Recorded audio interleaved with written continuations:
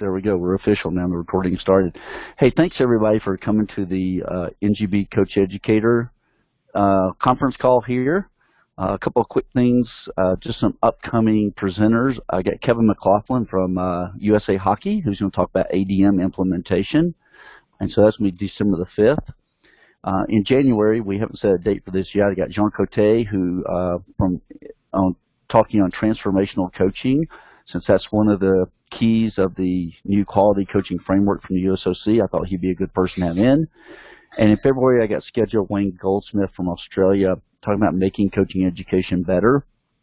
And so I hope those folks will agree with everybody. I think they're all good and well known in the world, particularly Jean and Wayne. And if you have ideas for presenters, please let me know. I also had started a Slack group.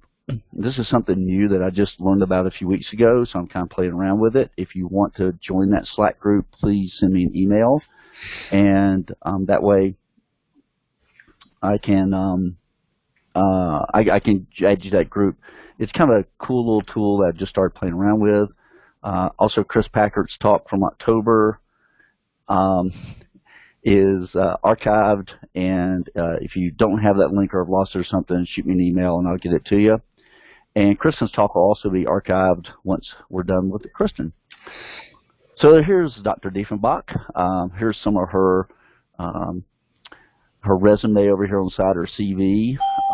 Kristen and I have known each other since I think about 2000 or 2001, and she has been a great influence on my life as a coach educator. Like many of us, I don't come from this background, and so Kristen's really helped me kind of develop as a coach educator. So Kristen, I am going to turn this back over to you, and hopefully it will work as well as it worked the last time we tried this. So Kristen, the floor is yours. Cool. Well, I promised Sam I would keep this short and sweet so that it will be a short and sweet recording, but thank you everybody for attending, and it's always a little interesting to be talking to a group of people that you don't see. I want to give a little warning ahead of time. I am doing this from home today, which means I have 3 sleeping dogs, and if at some point they choose to stop sleeping, I will do my best to mute things as fast as possible. They're usually pretty good, but every once in a while, especially if I do a class online, they scare my students to death, but they do wake everybody up. So as Sam noted, and in the little brief CV there, I'm at West Virginia University, which is my day job. We have an undergraduate, a master's, and a doctoral program dealing with athletic coaching education, with the undergrad and master's being focused on the professional preparation of coaches, and then the doctoral degree focusing more on the preparation of the people who work in coaching education and coach development.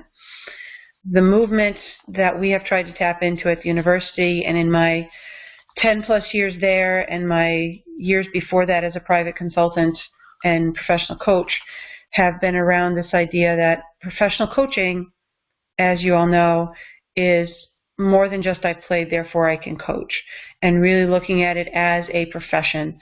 Want to be clear that we're not talking about people who have to have academic degrees at all. That's not the only pathway into the profession, but the idea, again, that there's more to it than I played, therefore I can coach, and understanding the complexities of the content knowledge for the sport specific, the contextual knowledge of the level at which the person is coaching, the necessary interpretation.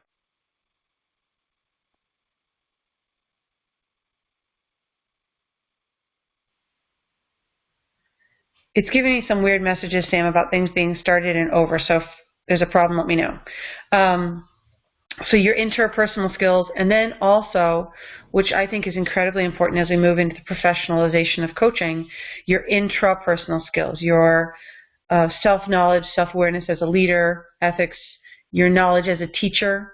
What do you know about how to be a good teacher and evaluate your effectiveness as a teacher, and all of those things. And so with all of that in mind, and with the work that I do there, and with the help of a lot of people who over the last 20 years have put a lot of time and effort into rethinking coaching and coach education and quality sport, we were able to, this past December, just shy of a year ago now, launched the USCCE, the United States Center for Coaching Excellence. And I am currently functioning as the executive director and the inaugural president. We are set up as a 501c3 nonprofit. This is our website. I have it up here. It is in the process of becoming more professional as we seek out and hire different people to help with the organization. But we have a good foundation for the start of it. Just to give those of you who may have been around for a while and those of you who may be new a little bit of the history, the USCCE is not a new organization. It's a new name. The group has been around in one shape or form for about, like I said, a little over 20 years, going all the way back to Peter Davis, who was one of the first, I think he was the very first coach educator with the USOC, and has been kept alive by folks like him that were at the USOC, as well as the folks at the National Federation of High Schools, NFHS, AFERD, which is now Shape America, which is the National Organization of PE Teachers in scholastic programs. The NSCA is a newcomer to the scene and has been very influential in helping keeping things going.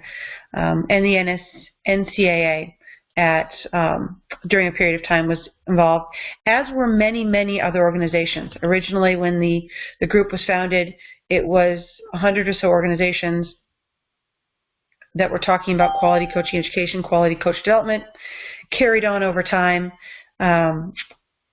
There are actually national standards for sport coaches that were created and published in the early 90s and then redone in the late 90s by Shape America, or its previous iteration, AFERD, previous name, and that are currently being redone, which most people aren't aware of, that were designed to help guide coach education programs.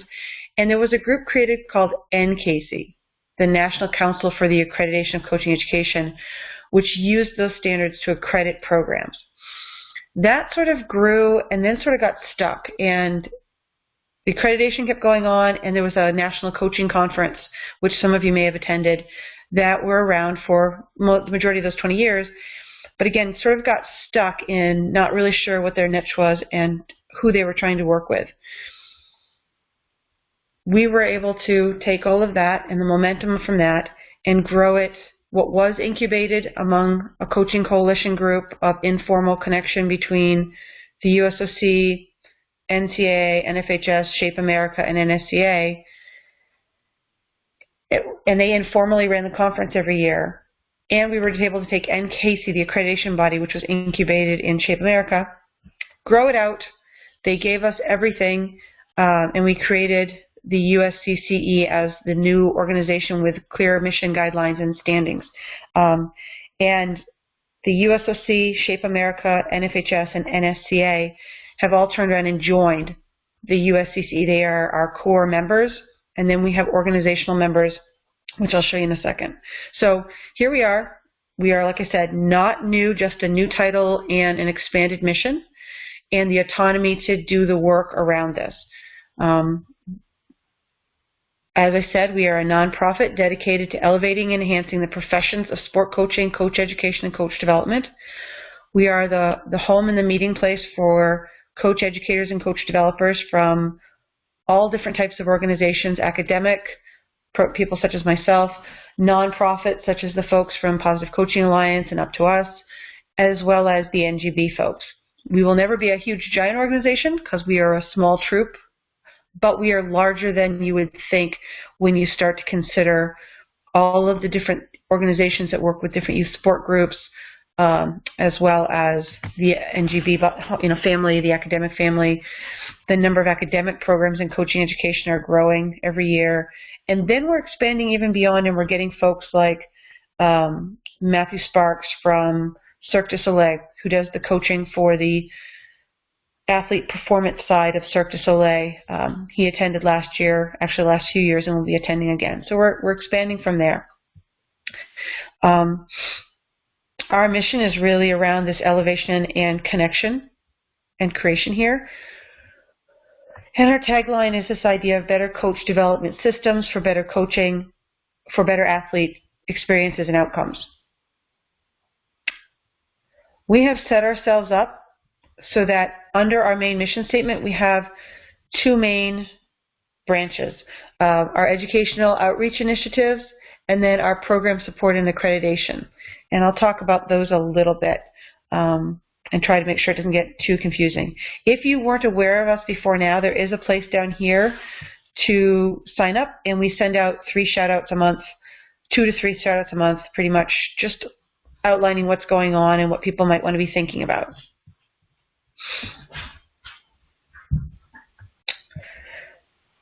Let's see.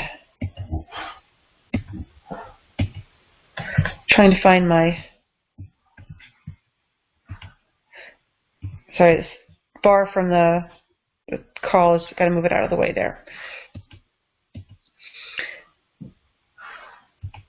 So this is, let's start here. So we do have a little bit of the history on the webpage that you can read about. We also have a number of the basic flyers about the different pieces of our program, which after I talk today, if you're not sure of anything or you want to read more, you can find it here. We will probably be renaming this, because right now it's under history. We'll probably be renaming this USCCE flyers and handouts, but it will still be under the same topic, same header. Board of directors, just so you can see who's all involved. We do have some folks from some of the NGBs as well as outside consultants who are coach educators, coach developers, and then folks from academia. Melissa Thompson and Lori Gaino-Overway are academic. Both also work with sport organizations as consultants. Larry Lauer is with USTA. Sarah McQuaid is a private consultant who works as a coach developer with organizations throughout the U.S. And then Scott Caulfield is the board rep from those core organizations. He represents the NSCA right now on the board. I'm going to start with sort of the biggest thing we do and then work backwards. The biggest thing we do is we run what used to be the National Coaches Conference, which is now the North American Coach Development Summit. And everything you could ever want to know about the summit is here. We are being site hosted this year by USTA, so we are in Orlando, Florida, the 18th to 20th of June. The major theme is Right Coach Development. Program submissions are open right now. We are definitely, and feel free to talk to Sam or myself. Sam is part of the planning committee for this. We are definitely focused on presentations that are applied and how are you doing things, how can we do things better, what does it mean to work with adult coaches. Most of the people that we train as coaches are adults, and so how do you do coaching education for adults that is most meaningful and draws on their experience and wisdom as well as provides them the skills and the information they need for the context in which they're coaching.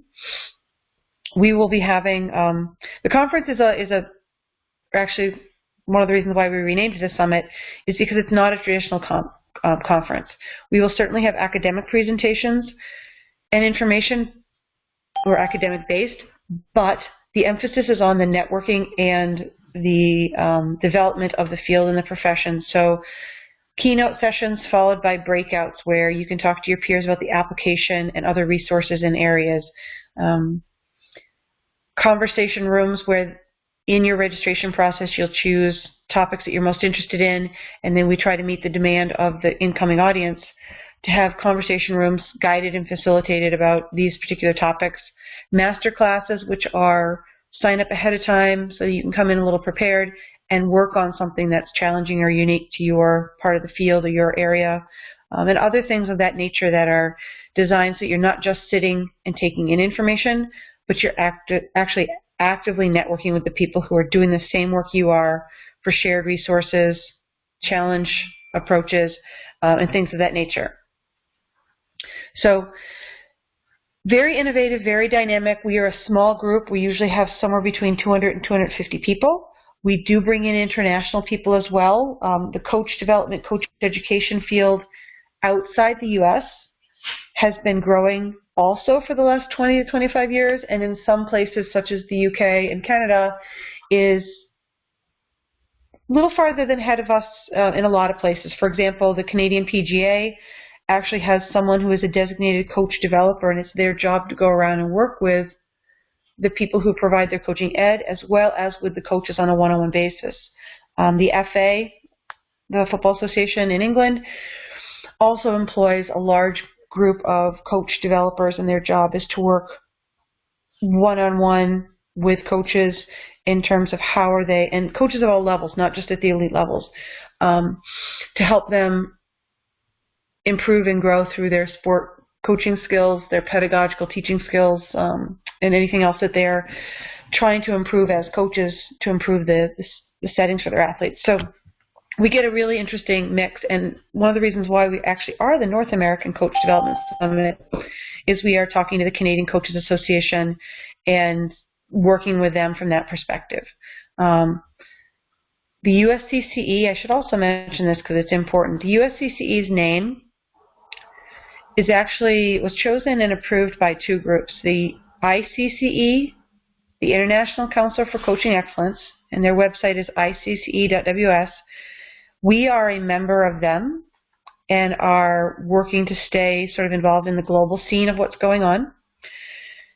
And then Chris Snyder and Christine Bulger of the USOC helped and approved of the name, since it is similar in the fact that it's United States Center for Coaching Excellence. So the summit is, like I said, very dynamic, very involved, very hands-on. It begins Monday mid-morning and runs till Wednesday mid-afternoon. We will be having a reception this year we always have a reception the first night. This year, the reception will actually be over at the USTA's facility.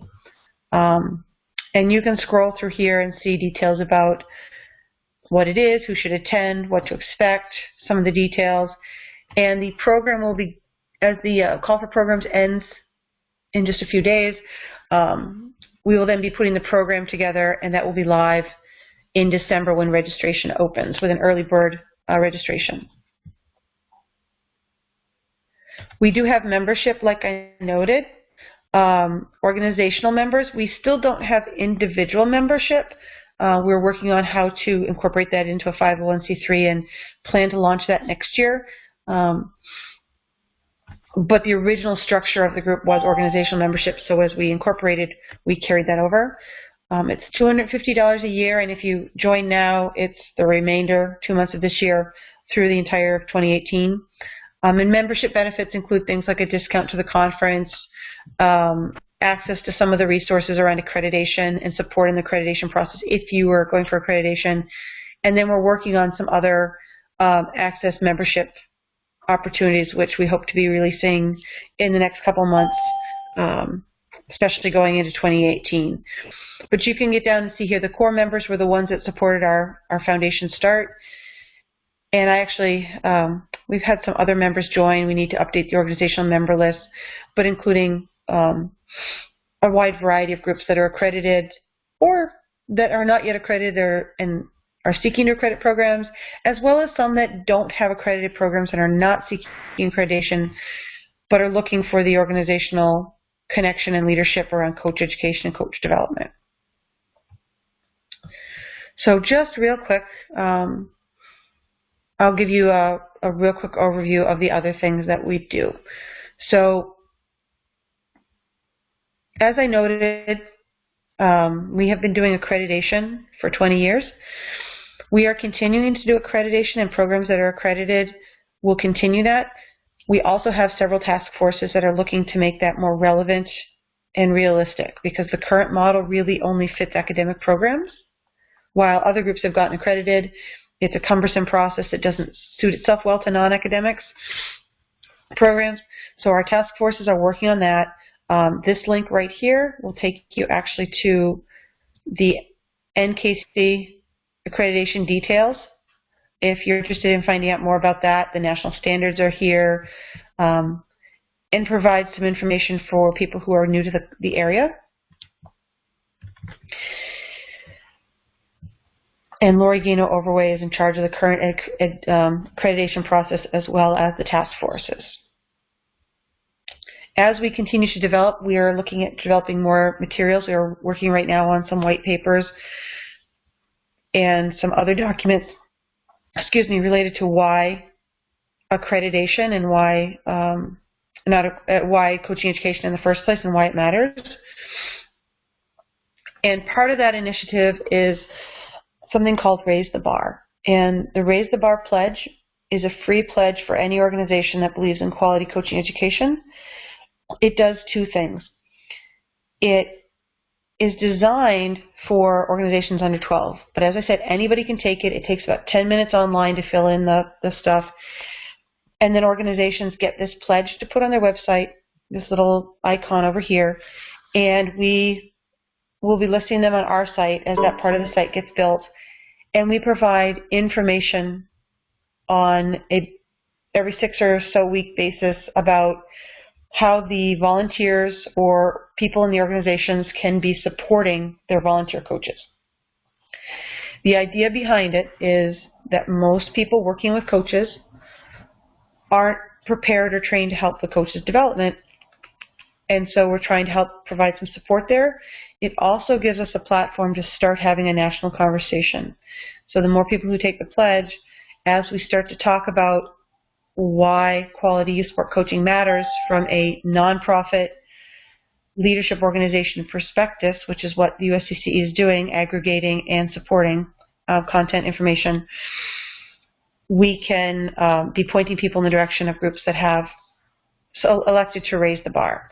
So we encourage everybody to check out the whole Raise the Bar movement, encourage people to take it. Again, it takes about 10 minutes. It's a free pledge. And it's about recognizing the need for a quality sport environment. And we've got the webpage here that you can see with why take it, frequently asked questions, how to take it, as well as some of the different resources that people might need if they were taking it. So that's the Raise the Bar element. And our education side, which has the education outreach, is also working on some other things that will go under this in addition to Raise the Bar as we again round out the end of this first year and have put together our various task forces and committees of people who are really eager to help. We are looking forward to the things that they'll start to produce that we can then include on the page. So that's sort of an overview of who the USCCE is, what we're doing for the people who are passionate about and involved in coaching education, coach development. We are also at an organizational level working very hard to network and connect with the other groups like the Association for Applied Sports Psychology, ACSM, so that we can again become recognized as the aggregator of information and the supporter of the people doing the work in coach education, coach development. We are not setting up to direct how it should be done. Excuse me, we are more in the process of trying to help make it a conversation around why it matters, what are the resources for doing it, and how do we best do it. And Sam has actually been helping us quite a bit with the development of this Coach Developers Network and how do we do this on a large scale across different platforms. And so that'll be something that I'm hoping to continue and what you guys are already doing, become part of that larger conversation with people around the country in different places in different ways that they're doing it. So Sam, did I miss anything important that you think we needed to cover? Or again, I wasn't quite sure. Some people in your group I know quite a bit. Others may not know as much.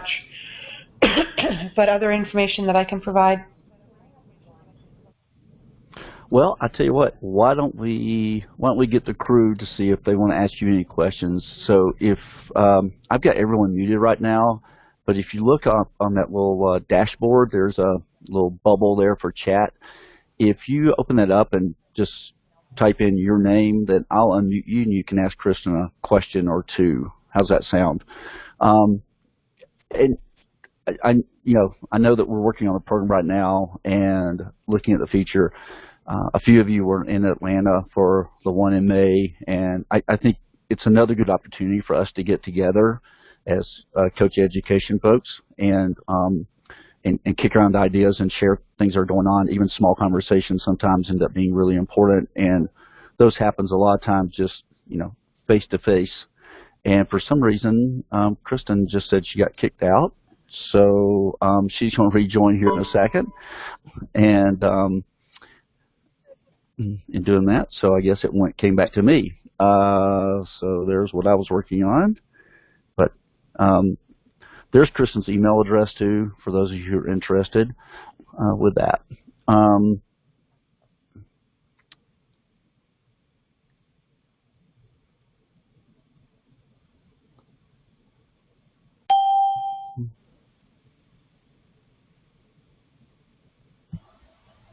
It kicked me out, Sam, but I'm back. I'm glad to hear that.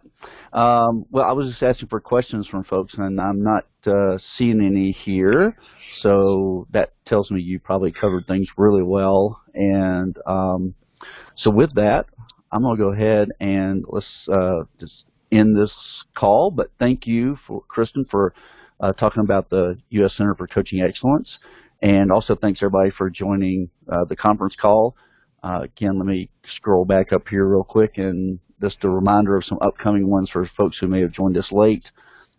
Next month, you'll have Kevin McLaughlin from USA Hockey, and then in January, I have scheduled Jean Cote, and then February, Wayne Goldsmith. So with that, I hope, Kristen, go ahead. I was going to say, I was just looking at the list of people who are here and noting that there's a number of you, like the folks, you know, Don from USA Basketball. We had basketball 2 years ago come and talk about their stuff. Certainly would love to see you, see you guys back. I see US Lacrosse, US Soccer, USA Volleyball, US Swimming. A lot of you who have a representative that comes, and certainly the more from your organizations that you have people who are directly involved with coaching, coach education, coach development materials, the more of your folks that are at this meeting, I think the stronger we become in the sharing of our resources and we are a new professional category. We've been doing this work for a long time. We now have a professional home of people who are doing the same kind of work. And I really encourage you to make this a priority for 2018 and join us at the summit. I concur. All right. So with that, I will go ahead and I'm going to end the recording.